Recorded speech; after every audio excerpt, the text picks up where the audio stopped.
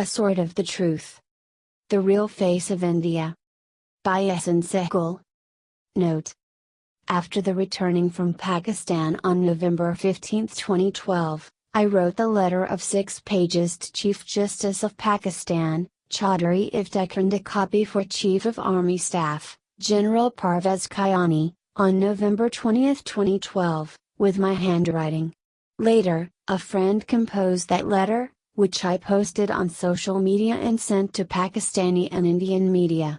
I did not receive the response, however. In March 2013, I bore evil-minded guests on my social media accounts, with a manner of pretended respect, love and admiration as a great human. I became under spy eyes that violated international law and abused my privacy. Despite my protest, those managed to place their secret mini digital devices, to watch my privacy. Whereas they entirely controlled my social media accounts, and they observed my life, but they failed when I destroyed their all spy systems. I came to know, just my spiritual inspiration and power of the third eye. It is my analysis, and conclusion that, Ra became capable, to hire the Afghan terrorists, to destroy the Pakistani cities, and the economic system, and Ra managed, to conspire the opinion against Pakistan. Pakistan's brave armed forces fought 3 fronts of war, for the United States. 1. Afghani terrorists. 2. Indian hired ones. 3. Inside separatists.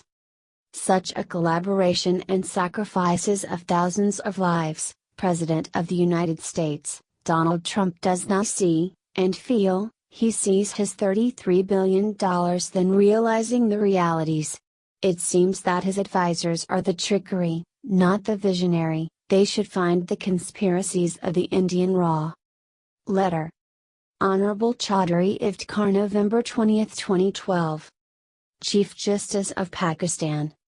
Today, I reveal a secret, for the protection of my country mates, their lives and properties in the state of Pakistan, through your honesty and fairness and sincerity within justice, to eliminate the terrorists, who are busy to destroy Pakistan.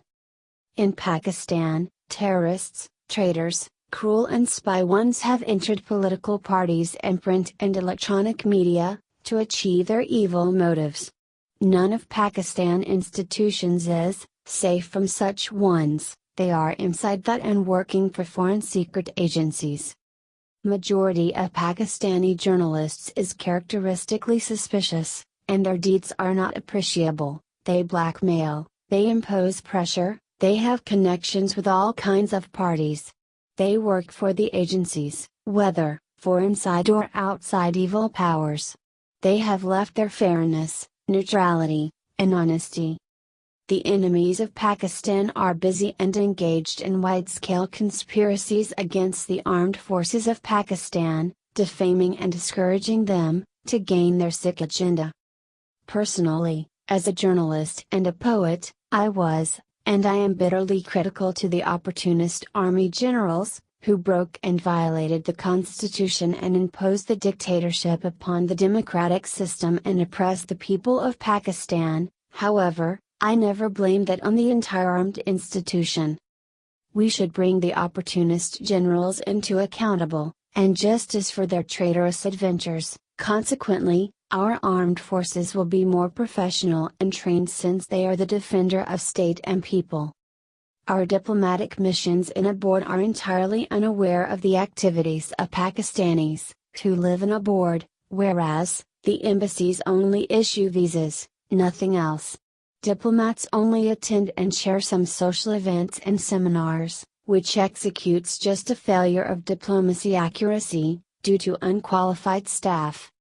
I have spent my half of a lifetime, for the cause of Kashmiris and Palestinians. For that, I have neither asked any penny from anyone nor shameless media to collaborate for the self-determination of those oppressed people. Our media promote only traitors and discourage its sincere leaders. On the other side, most leaders struggle only to have power. It is just a brief scenario of our society trend. It was 1993 and 1994 when President Saddam's government twice invited, to the Islamic People Conference held in Baghdad, where I delivered my speech, expressing my opinion on the self-determination of the Kashmiris, Palestinians, and American aggression against Iraq.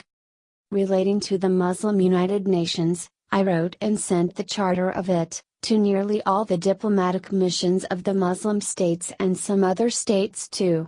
I received a few responses, and one of those was from Political Secretary of British Prime Minister John Major. I did not reply.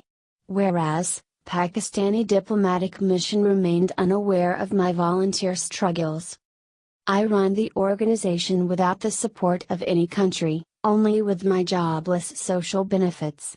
I did not become a puppet of any evil power, nor I sold myself, to the enemy of the humanity.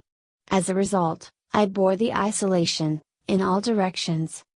An Indian professor had been coming to me, for Urdu lessons and translation. He promised me, to be a lecturer at the Leiden University since a vacant place was there, for Urdu department. However, it never became a reality.